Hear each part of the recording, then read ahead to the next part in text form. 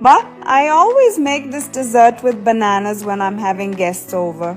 I'll start by adding 2 cups of sugar to this saucepan and let the sugar melt.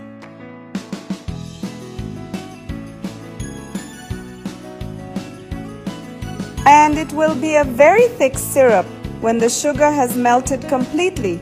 At this point, we can add 400 ml of water. I'm going to add this water little by little and keep stirring until it melts again. Everything is liquid now.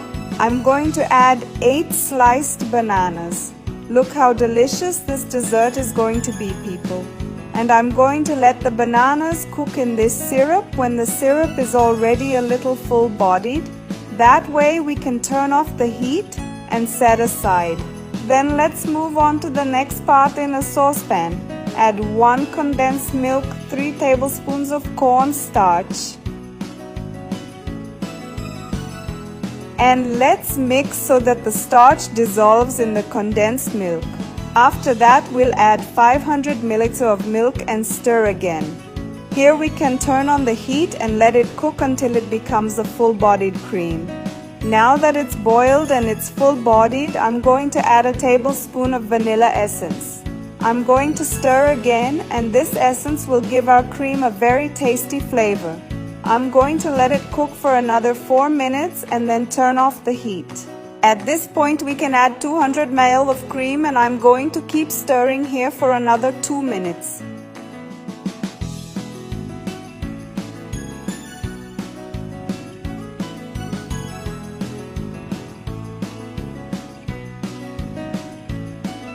Once that's done, we can fill our bowls.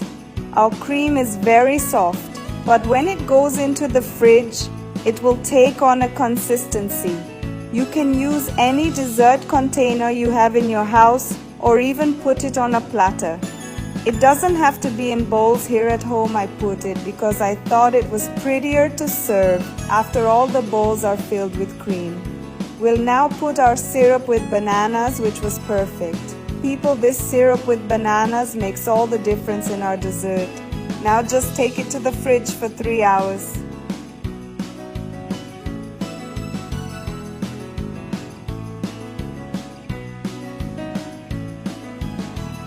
And it's ready to be served.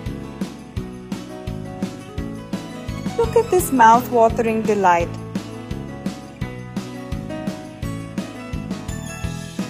So that's it, my loves. I hope you enjoyed it, and until the next video, bye-bye.